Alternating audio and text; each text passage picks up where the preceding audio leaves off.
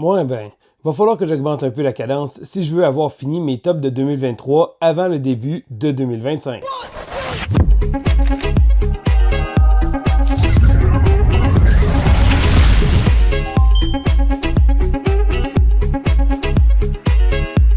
Bonjour l'école du jeu, mon nom est Sylvain et on se retrouve aujourd'hui pour la continuité de cette longue série des jeux de 2023. Alors oui, il y a quelques mois déjà, j'ai commencé cette série-là dans l'optique de vous présenter le plus de jeux possible. J'ai choisi justement de faire une tonne de catégories et chacune des catégories avait seulement une fois le jeu. Donc si j'ai mis un jeu dans une catégorie, il ne se retrouvera pas dans une autre. C'était juste une belle excuse pour vous parler du plus de jeux possible. Mais là, c'est le temps que je mette les choses un peu en fast forward, donc en vitesse rapide, parce que sinon je me rends compte que j'aurai pas terminé avant la fin de l'année.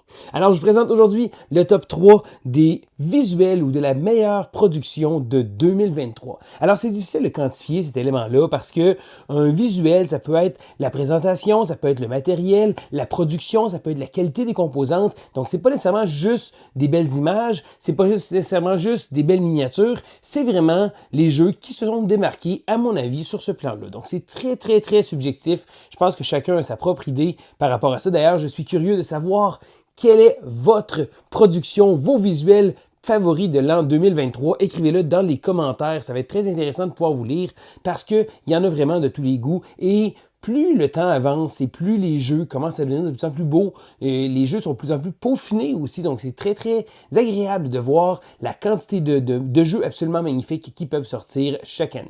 Donc, mais maintenant, c'est le temps de vous sortir mon top.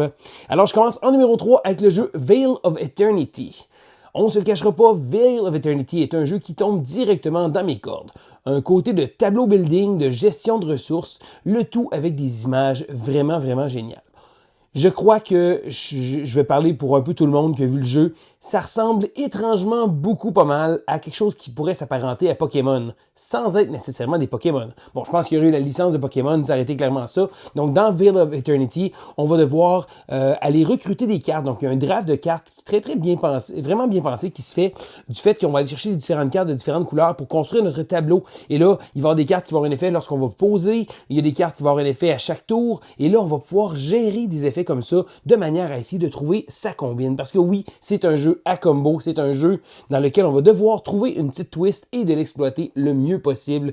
Donc, j'ai vraiment trouvé ça intéressant, le fait qu'on est limité, on a des jetons de ressources et selon la valeur de différentes ressources, mais on ne pourra pas dépasser un nombre de jetons et on ne peut pas se faire de change. Donc, ça va être bien pensé parce qu'il y a des 1, il y a des 3, il y a des 6, mais la gestion de tout ça va vraiment bien se faire. Donc, Veil of Eternity nous offre des visuels qui sont vraiment géniaux. L'empreinte, je ne sais pas c'est qui le design graphique, l'illustrateur de ça, mais c'est vraiment vibrant, c'est vraiment des petites créatures vraiment jolies. Ils ont annoncé une extension pour cette année, je suis très curieux de la voir. Artefact qu'elle va s'appeler, donc un petit jeu d'engine building que j'ai trouvé vraiment magnifique. On continue avec mon numéro 2 qui s'appelle Robot Quest Arena. Bon. J'appelle continuellement ce jeu-là Robot Wars parce que je ne sais pas si, bon, dans le temps, il y avait une série télé, des gens qui construisaient des robots, qui allaient dans une arène et qui se battaient. Ça s'appelait Robot Wars et c'est exactement ça que le jeu représente. On est des joueurs qui ont un robot et la production est magnifique parce qu'on a droit à des figurines déjà peintes, vraiment des gros robots vraiment beaux à voir aller. Et c'est un deck builder dans lequel les joueurs vont s'affronter dans l'arène. Ce que j'aime, c'est que c'est un jeu vraiment tout le monde contre et c'est un peu chaotique, oui, mais c'est amusant parce qu'on va équiper nos robots, on va acheter des équipements et on va pouvoir jouer des cartes. Donc, on va faire des points de dégâts et chaque point de dégâts qu'on va faire à un adversaire, ça va être des points de victoire qu'on va récupérer. Donc, c'est pas nécessairement un incitatif de vouloir bâcher le leader ou quelque chose comme ça. On fait des points de victoire continuellement. Donc, c'est un petit jeu qui sort très bien. Ce qui est le fun, c'est qu'avec les extensions, on peut jouer à plus de joueurs. Sur Sociofinancement, je pense sur GameFound, il a sorti également une nouvelle extension. On va pouvoir jouer avec un plus grand plateau, avec plus de joueurs.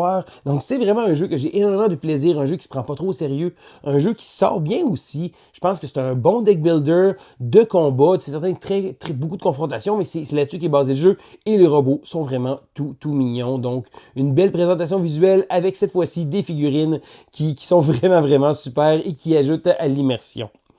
Et ensuite de ça, je vais avec mon numéro 1. Le jeu qui se démarque le plus pour moi a été sans contredit le jeu Raising Robots. Alors Raising Robots c'est un peu le bébé de Race for the Galaxy et de Wingspan. Donc on va avoir une espèce de sélection d'actions qu'on va faire pour générer justement différents pouvoirs.